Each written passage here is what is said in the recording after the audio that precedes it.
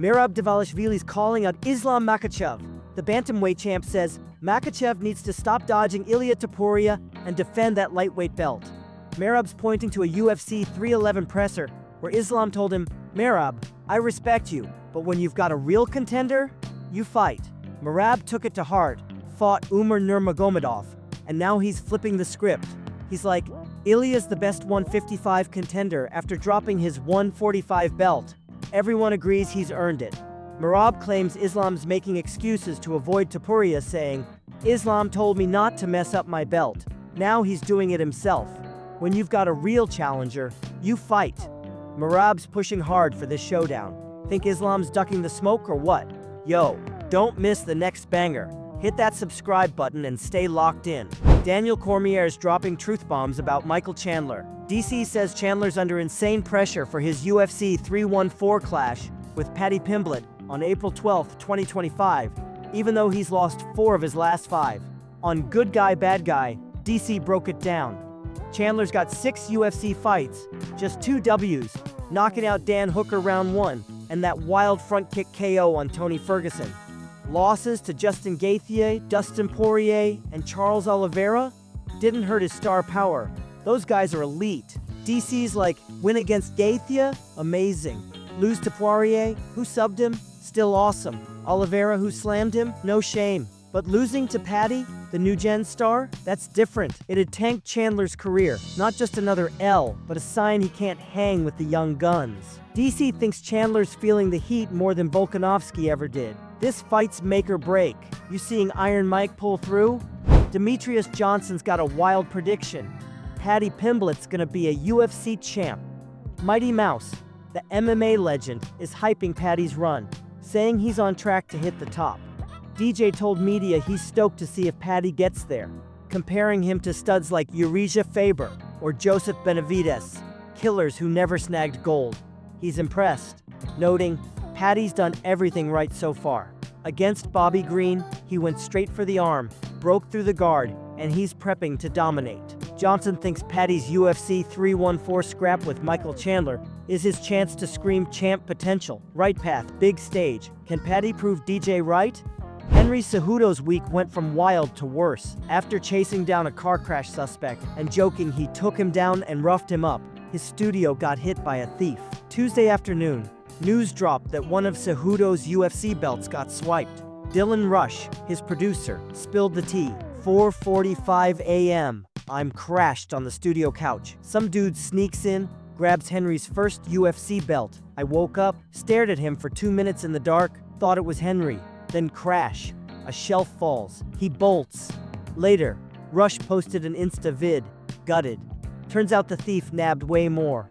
Camera bag, both their cameras, Rush's laptop, hard drive with all their vids, SD cards, mics, even his wallet. Rush said, "Everything we shot's gone. I'm crushed, wanna quit, but I won't." He's pissed some fans joked he was in on it, but thanked the support. No arrests yet. Man, who's messing with Triple C like this? Big UFC fights off, but Aaron Pico's in. Reports hit that Pico, the wrestling beast with a 13-4 record from Bellator and PFL, signed with UFC.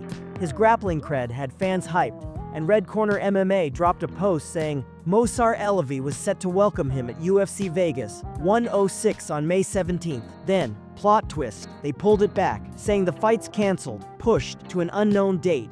Sources say Elevi's team wants to see who wins Alexander Volkanovski versus Diego Lopez at UFC 314 this weekend before picking his next foe.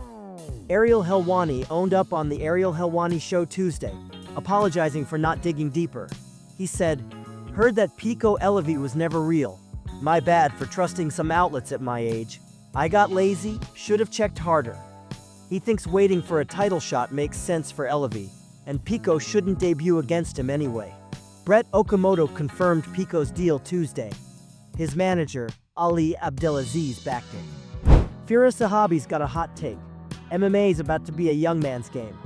The TriStar coach, who's trained Georges St-Pierre, Rory McDonald, Robert Whittaker, and more, dropped it on Jake Shields' Fight Back podcast. Zahabi predicts a wave of young, crazy talented fighters hitting titles early, like Ilia Topuria. He said, "Kids now grow up watching everything. grappling, jiu-jitsu, boxing. They're all around beasts from the jump, not learning one art at a time.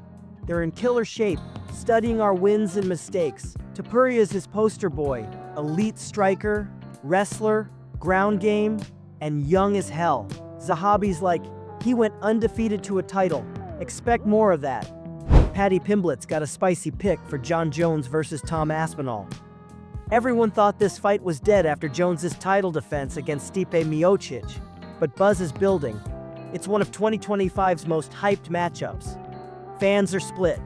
Jones, 37, is the GOAT with unmatched octagon IQ, but Aspinall's youth and unique heavyweight style have folks thinking he'll dethrone Bones. Paddy, shockingly, ain't backing his UK bro. On Full Send, he said, "Sat with Tom at UFC London, talked it out.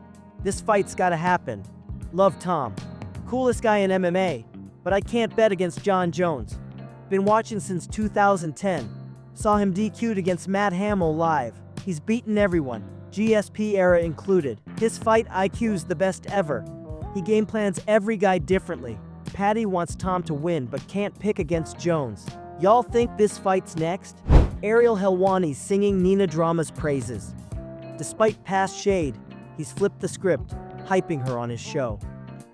Before Pereira came to the studio, I watched Nina with Macdi.